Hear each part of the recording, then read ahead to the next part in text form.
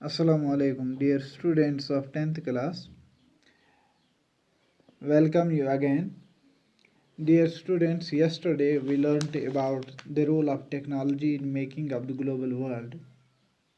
यानी कि टेक्नोलॉजी का कितना अहम रोल रहा है ग्लोबलाइजेशन बनने में, ये ग्लोबल वर्ल्ड बनने में या मॉडर्नाइजेशन को बनने में, फ्लोरिश करने में, specially in the 19th century. वहाँ पे हमने देखा कि ट्रेड फ्लोरिश हो रहा था और इसके साथ साथ कुछ इन्वेंशंस भी हुई, रेलवेज़ की डिस्कवरी, इन्वेंशंस जैसे स्टीम शिप्स, टेलीग्राफ्स, इसके बारे में हमने देखा, इसके बारे में हमने पढ़ा। क्योंकि so far as today's topic is concerned, that is the late 19th century colonialism। तो लेट 19th सेंचुरी जो थी उसमें क्या होता है, that led the colonization, colonial system. This colonial system we will read today. So dear students, जहाँ तक इस टॉपिक का ताल्लुक है कि 19th सेंचुरी में वर्ल्ड चेंज हुआ, ट्रेड भी फ्लोरिश हुआ, ग्लोबलाइजेशन आ गई, मॉडर्नाइजेशन आ गई, मार्केट्स एक्सपेंड हो गए, क्लोज एक इंटरेक्शन हो गई कंट्रीज़ की, क्लोज ही आने लगे। लेकिन जहाँ तक अगर ये समझा जाए कि ये खुशहाली का था, प्रॉस्पेरिटी का पीरियड था, ज़माना खुशहाली का था, हैप्पीनेस का था, but at the same time या प्रॉस्पेरिटी का या ट्रेड का था पीरियड था, but at the same time अगर वो ब्राइट साइड इसका था कि प्रॉस्पेरिटी थी, ट्रेड था, टेक्नोलॉजी थी, ग्लोबलाइजेशन थी, मॉडर्नाइजेशन थी 19th सेंचुरी में, लेकिन at the same time during the late 19th century there was also the dark side, यानी कि बदहाली का भी ज़माना ये था, बेचैनी का, बेसुकूनी का। इसकी वजह क्या थी कि जो बहुत सारे पार्ट्स जो दुनिया के थे, they led the expansion of trade, क्योंकि तिजारत जो थी ट्रेड जो होता था ये एक्सपैंड होता जा रहा था, क्योंकि टेक्नोलॉजी से ये ज़्यादा क्लोज आ गई, ज़्यादा ग्रोथ ये हुआ, इंक्रीज ज़्यादा हुआ ट्रेड, क्लोज रिलेशनशिप आ गई, पूरे वर्ल्ड इकोनॉमी में चेंज आ गई। लेकिन इसके साथ साथ अगर ये डार्क साइड इसका देखा जाए, that was the loss of freedom, आज़ादी को नुकसान पहुंचा।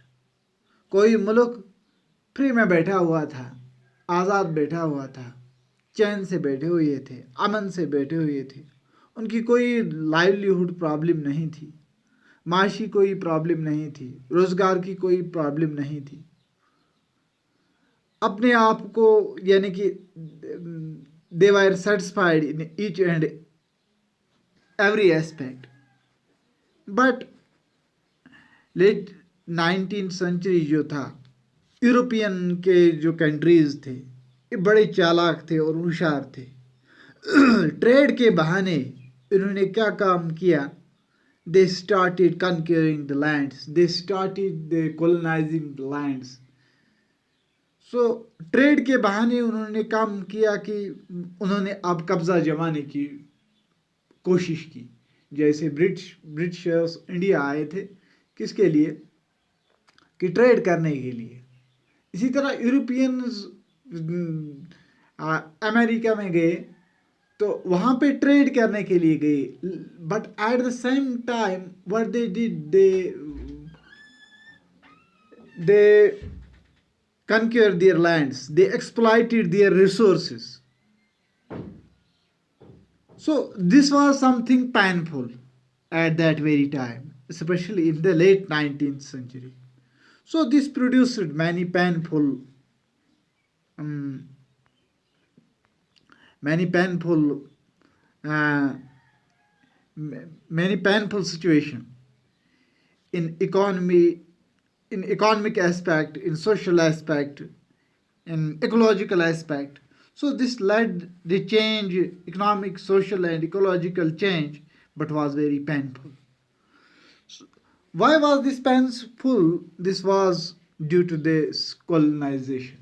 इसकी एक एग्जांपल है जिस तरह यूरोप में यूरोपियंस ने अमेरिका को एक्सप्लॉइट किया, उनके रिसोर्सेज को एक्सप्लॉइट किया, इसी तरह उनके लैंड्स को कन्क्योर करने की कोशिश की। इसी तरह ब्रिटिश ने जिस तरह ब्रिटिश ने इंडिया को किया पहले ट्रेड, उसके बाद यहाँ पे कॉलोनीज को बनाया गया, इसी तरह यहाँ पे रूल करने लगे।